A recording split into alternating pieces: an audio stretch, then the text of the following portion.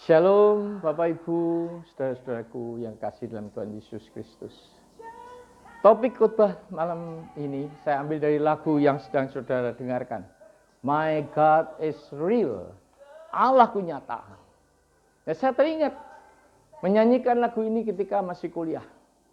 Dengan backing vokal muda-mudi GKI Salatiga, kami melakukan tur ke gereja-gereja, pelayanan sampai ke Mojokerto, saudara-saudara.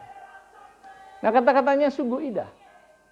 Ada sesuatu yang tidak aku ketahui. Ada beberapa tempat di mana aku tidak dapat pergi ke sana. Tetapi aku yakin akan sesuatu, yaitu Allah itu nyata, yang dapat aku rasakan di dalam jiwaku. Tuhan itu nyata. Dia telah membasuhku dan membuat aku menjadi seutuhnya. Cintanya kepadaku bagaikan emas yang murni. Memang Tuhan itu nyata dan dapat kurasakan dalam jiwaku. Itulah lagu yang saudara dengarkan pada backsound khotbah ini.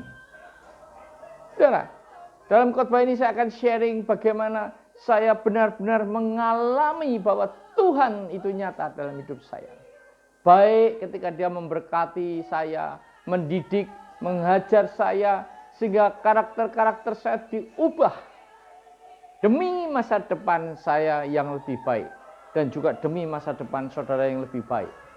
Nah, tetapi di atas semuanya itu, Tuhan Yesus begitu mencintai saya dan saudara, sehingga kita dianugerahi keselamatan cuma-cuma dengan darahnya yang tidak ternilai harganya, saudara-saudara. Ada satu cerita, saudara, tukang cukur berkata pada yang dicukurnya bahwa Allah itu tidak ada. Kalau ada, kenapa ada pandemi corona? Kenapa banyak orang susah? Kenapa banyak pertempuran, peperangan? Kenapa banyak bencana alam dan sebagainya? Yang dicukur berkata demikian. Tukang cukur juga nggak ada. Loh, saya kan tukang cukur, dia bilang gitu.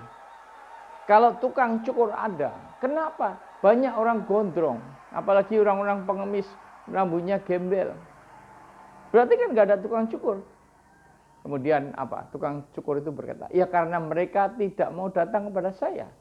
Lah, moral dari cerita ini adalah kita harus datang kepada Bapa dalam kehidupan ini, baik dalam suka maupun duka, karena Dia itu nyata dan real, saudara-saudara.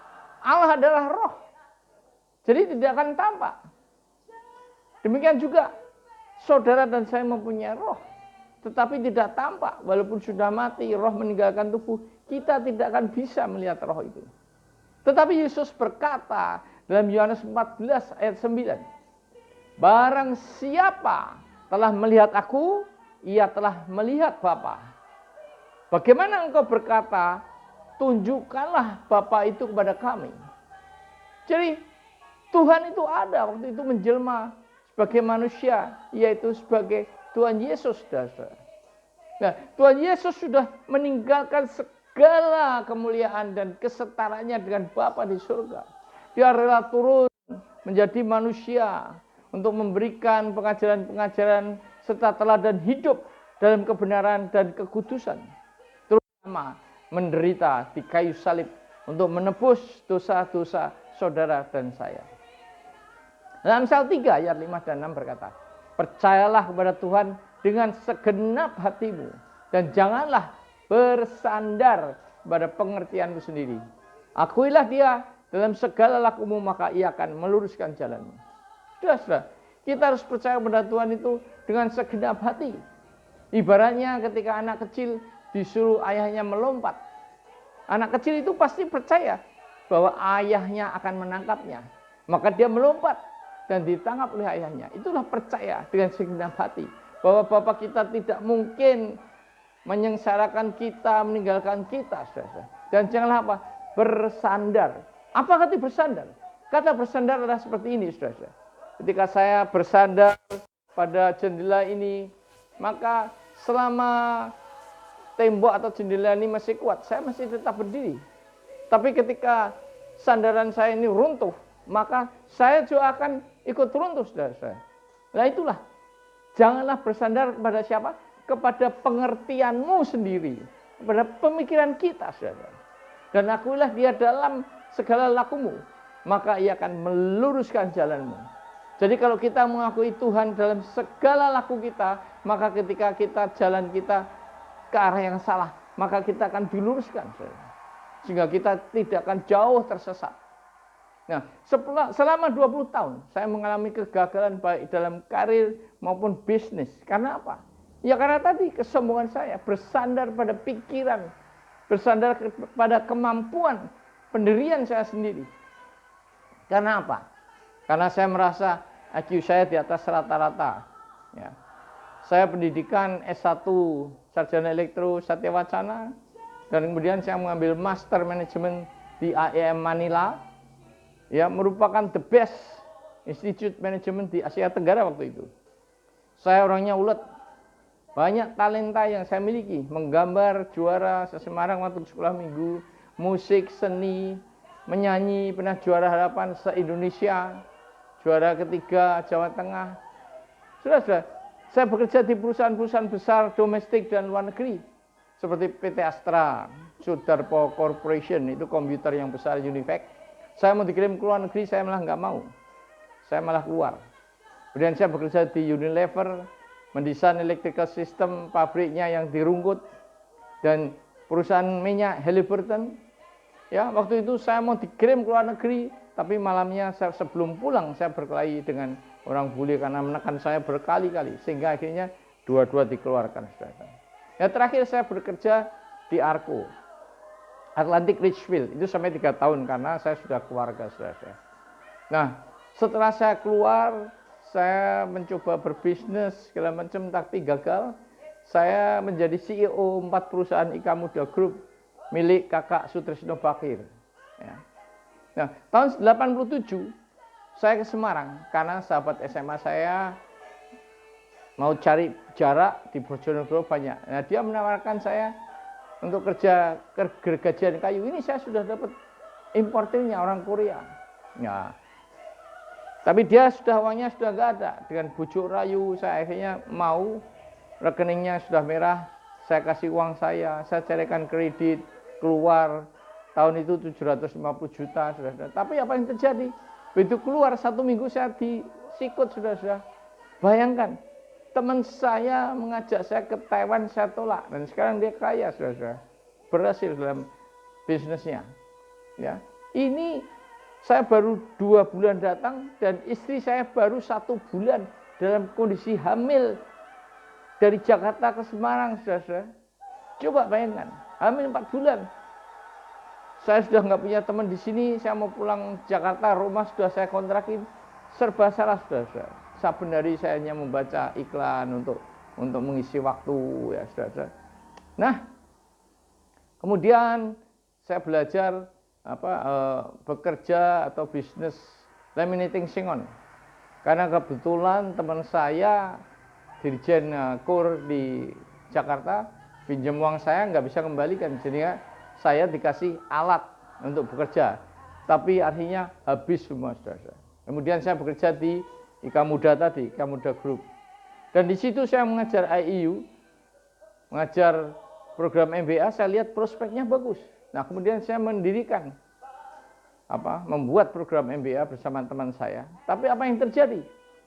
Saya digaji 4 juta di Ika Muda, itu saya hanya digaji 750, dan sudah kelihatan untungnya 150 juta. Seharusnya saya dibagi dapat 50 juta, tapi saya disikut lagi, saudara.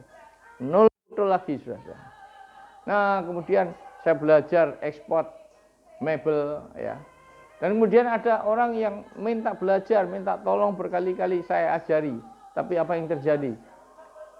Bayar saya yang paling besar, seperti saya katakan, tahun 99 satu jenis meja dia order 3 miliar, diambil dia juga, diserobot, saudara. Wah, sakit, saudara. Kemudian apa? Saya mencoba berdagang sarang burung. Karena saya waktu itu mebel sudah mulai agak susah karena Cina. Nah, sarang burung itu sama saya juga dikasih janji nanti saya antarkan ke Hong Kong, tapi nyatanya dia nggak mau. Saya rugi 120 juta waktu itu, saudara-saudara. Ya, itu mobil BMW 315i waktu itu. Nah, itulah tadi saudara-saudara, karena saya bersandar pada pikiran dan kekuatan saya sendiri. Nah, kesaksian bagaimana Tuhan meluruskan jalan saya. Nah, ketika itu karena ada masalah saya telepon lawyer saya berkali-kali tidak diangkat. Ya. Terus kemudian ada teman yang mengenalkan saya dengan orang yang katanya mempunyai koneksi di Mahkamah Agung. Nah, singkat cerita, dia minta uang saya 30 juta. Nah, saya berikan, tapi saya gelisah, saudara. Gelisah. Dan malam atau pagi pukul 12:30, saya tidak bisa tidur sampai seterusnya. Nah, ini seharusnya, saudara, jika itu petunjuk dari Roh Kudus, maka kita akan merasakan damai sejahtera. Ketika kita merasakan gelisah, itu pasti bukan petunjuk Roh Kudus. Nah, Sabtu malam saya mendapatkan kabar untuk bertemu lawyer saya hari Senin pukul 10. Saya memang ke Jakarta karena teman baik saya mau mengadakan pesta perkawinan anaknya. Nah, makanya flightnya saya undur sore, saudara, sudah terlanjur.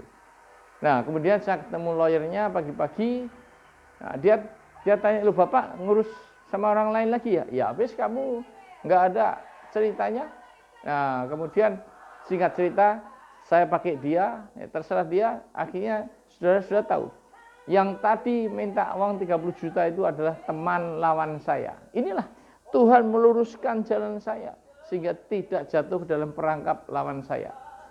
Nah, saudara-saudara, titik balik kesombongan saya adalah ketika pameran di Frankfurt Ambiente Messe atau Frankfurt Fair.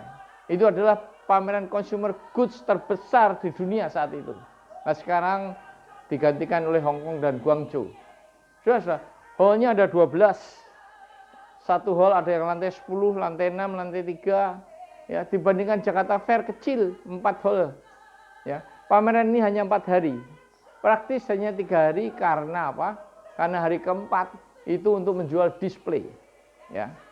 Dan biasanya peserta pameran itu hanya 4 hari mendapatkan order untuk produksi 1 tahun saja.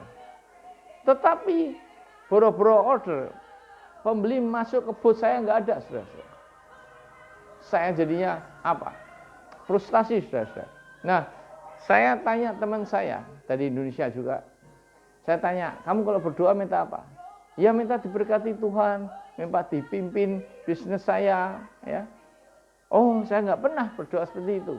Kemudian saudara-saudara, ketika on the way ke tram, ya, orang Bali itu berhenti di kuburan dan dia bungkuk-bungkuk sembahyang, saudara. Saya tanya, "Kenapa, Pak?"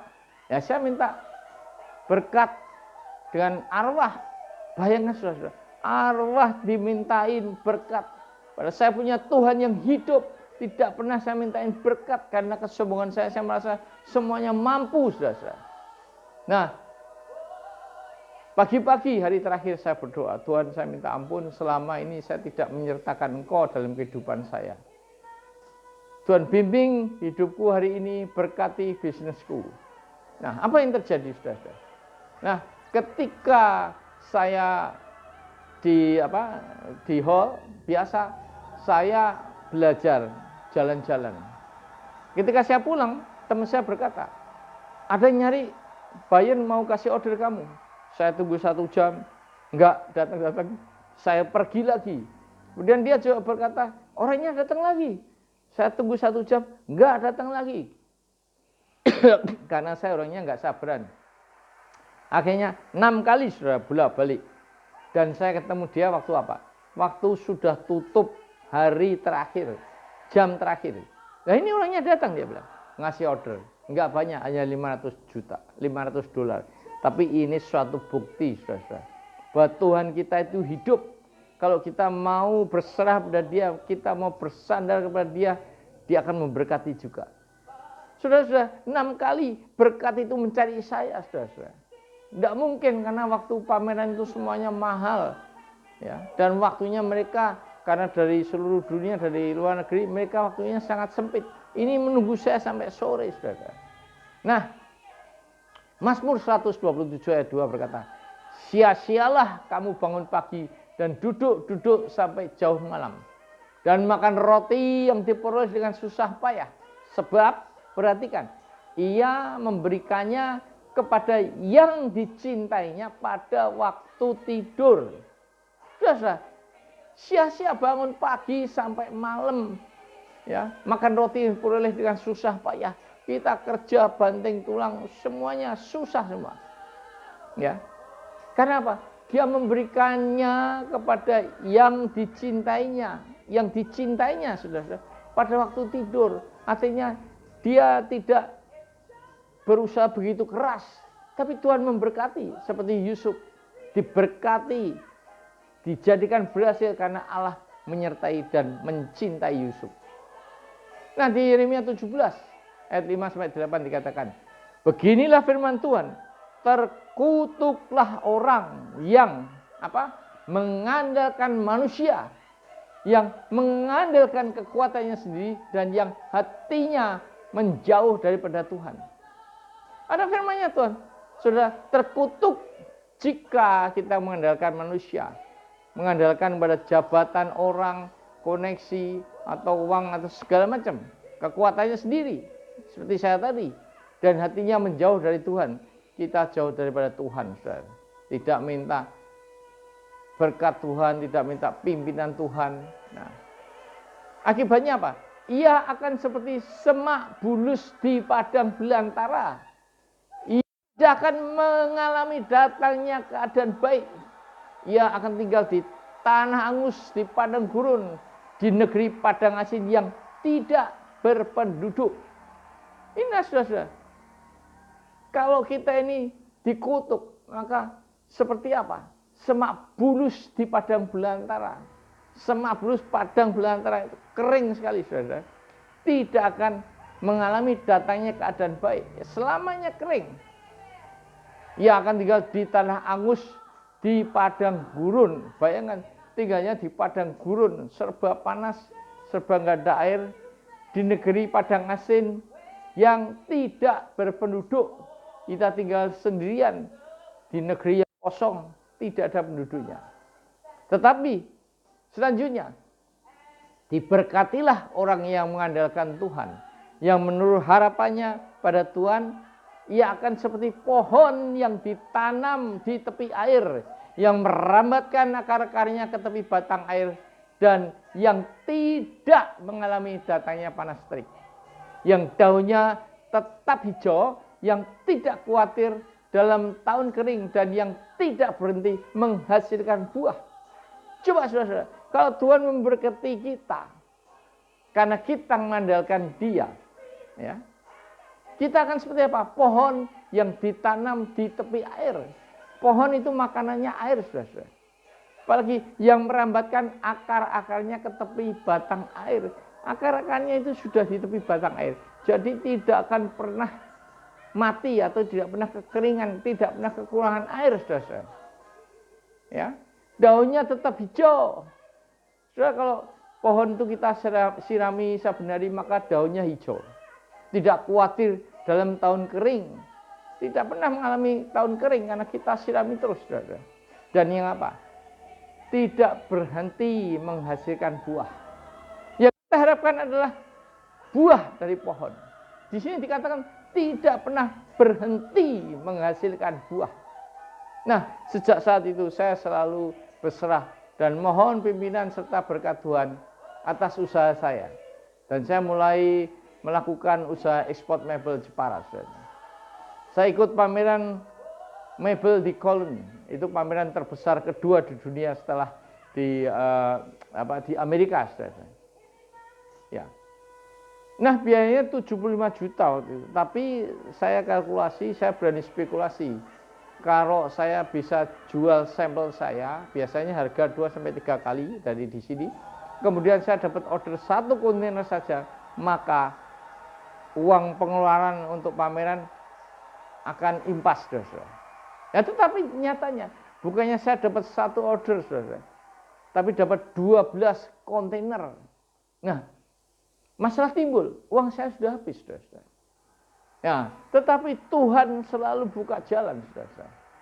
saya mendapatkan kredit dari Bun yang sudah tutup sebesar 100.000 dolar, saudara. Waktu itu $1 1.900. Sehingga semua pesanan saya dapat saya kirim tepat waktu.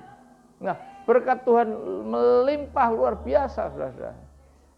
Dolar naik 4 kali lipat, sehingga uang saya 4 kali lipat juga. Tetapi saya pelit, saudara.